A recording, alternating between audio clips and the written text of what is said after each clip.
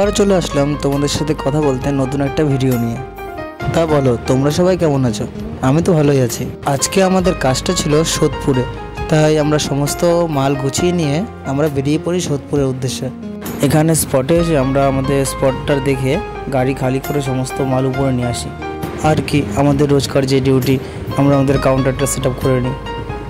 আর হ্যাঁ, তোমাদের তো বলা হয়নি, আজকে ছিল একটা ভাইয়ের অন্নপ্রাশন, তাই আমরা সকাল সকাল বেরিয়ে চলে এসেছি। আর এদিকে দেখো আমাদের অলমোস্ট কাউন্টারটা টোটাল রেডি করে নিই আমরা। আর আজকের কাজটা কিন্তু আমাদের রাত্রেবেলা নয়, আজকের কাজটা ছিল আমাদের দিনের বেলা।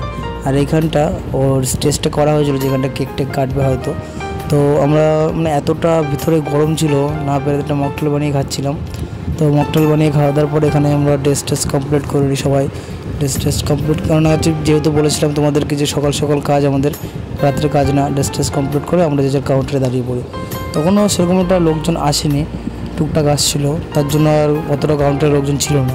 আর যে বলছিলাম যে ভাইটার অন্নপ্রাশন, এই ভাইটার আজকে অন্নপ্রাশন। দেখো কতটা সুন্দর আর কতটা কিউট দেখতে ভাইটা।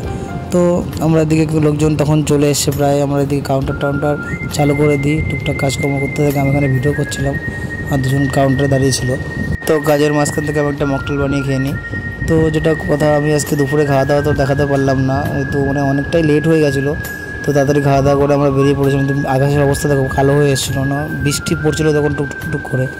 তো এখন আমরা টোটাল বেরিয়ে পড়েছি, আমরা রুমের দিকে যাচ্ছি এখন। তো আমরা রুমে চলে আসি। রুমে এসে দেখো আমাদের, যেহেতু আমরা সবাই একসাথে থাকি, তো আমরা সবাই মানে কিছুটা আনন্দ করতে পারি। তো এখানে হচ্ছে আমাদের সবার থেকে বড় হচ্ছে ইনি, ওনাকে আমরা সবাই বুনাই বলে ডাকি।